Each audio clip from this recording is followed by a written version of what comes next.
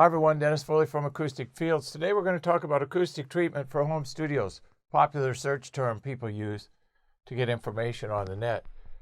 Home studios, small by definition really, because it's a small room. It's usually a bedroom or something that you're not using and you turn it into a studio. So full range energy, small volume, small size, big energy, won't fit. So we're going to have all kinds of distortion. 30, 40, 50, 60 hertz, big problems. Big peaks in response. Remember, we got that big peak, and then we slide down here around 70. We call that the roller coaster ride. You don't want this, and you don't want that, and you don't want this. You want this. To go from here to here, that's the issue. That's the journey. And you want to get this to be the destination. In order to treat low-frequency problems in small rooms, we have to do something that makes no sense. I get it. We got to make the room smaller. How do we make the room smaller? We have to add treatment to the four walls because it's the four walls that are causing the problem. So you have to treat the four walls. How do you treat the four walls? Well, you build a new room, or you can line the walls with the appropriate treatment. If you want to get down into 30 hertz, our technology, which is the most powerful of all, requires 16 inches of space. So here on a width dimension, you're going to give up 32 inches. So if you're at 9 feet, you're going to be down to 6. See the problem with small rooms? So we usually don't go after the 30 cycle stuff in these real small home studios. 40 cycles takes 12 inches, so you're going to lose 12 inches. So you got a 9-foot width, you're going to be down to 7. It's worth it because you're going to get some resolution. Small amount of space, greater resolution, and that's the goal. It's all about pressure and reflections. Low frequency pressure, middle and high frequency reflections. It would be great if low frequency fit into a room as easily as middle and high frequency energy. Won't happen because low frequency energy is very long and tall wavelengths. So they're not going to fit in any room almost, unless you got 30, 40-foot dimensions, which who has that, right? We happen to have that in our studio here, and we're very fortunate. So what's our goal? In a mixed room, home studio, we got our left and our right center channel, listening position, and we got all these reflections.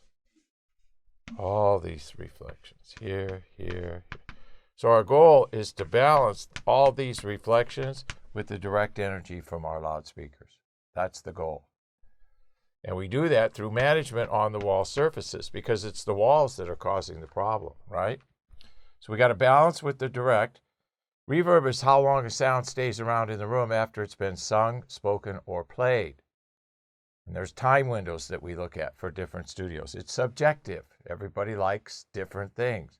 Some like it dead, some like it hot. Okay, wet, dry and wet. All kinds of words for it, but the bottom line is it's subjective. So you have to define what your time window is for reverb. Don't know? You can work it out and figure it out together. But there's a time window. There's a number. There's 1 second. There's 1.15. There's 1.25. There's all kinds of reverbs that you have. Every surface contributes about 17% to the problem. And you got to get to about a 60 to a 70% critical mass before you get resolution. It's just the way it is. You have to cover a lot of surface area. We go through this with churches all the time. Churches have no budget, no space, and no knowledge about acoustics. That's why most churches sound horrible, because you have speech intelligibility indexes, then you have what we call music intelligibility index. Not a real index, but you got to be able to hear the spoken word, and you have to hear the musical word. Both have different energy requirements. Both have different treatment requirements. That's why churches don't sound good, because nobody really knows how to get that right. We've been pretty successful at it, but it takes a lot of surface area coverage. Most churches we do have 60, 65, 70% surface area coverage. And a lot of churches don't want to do that for a variety of reasons. They don't want to cover up the walls. They got too much ornamentation. Another big problem is too many windows. Resolution, it's the reduction of room distortion step by step, starting with low frequency first and then go into middle and highs. You can divide it into 2 categories.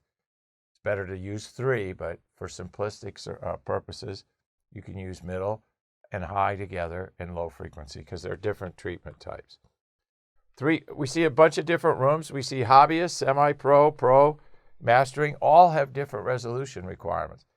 Most of our hobbyists are happy with 50% solution to the problems. The semi-pro, he needs about 70. The professional, about 80. And mastering rooms, the most difficult of all, 90% resolution. That means the engineer is only working around 10% of the problems. If he's mastering, if he's pro, he's working around 20% of the problems.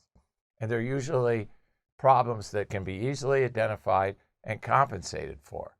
Most important thing about room acoustics is you're never going to get it all unless you really did your homework, which I never see. So you're going to have some issues, but you want to identify those issues. And then once identified, they're a lot easier to work around. Okay. Speech intelligibility, index. It's just an index on how many words we can hear out of a 10-word sentence. So we strive for 80, 90, 8 or 9 words per 10 words that you can hear that are audible, and then you can understand them.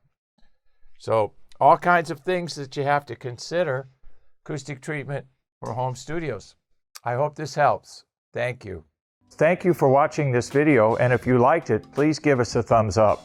We also have a newsletter that you can subscribe to, so please do that because we offer special price discounts to only those on our newsletter. And then don't forget about our forum. We have started a forum on our own website where people ask questions, and I usually get a chance every couple of days to look at it. There's an interchange between people on the forum, and we'll give you real answers on a regular basis, so that'll help you. Thank you.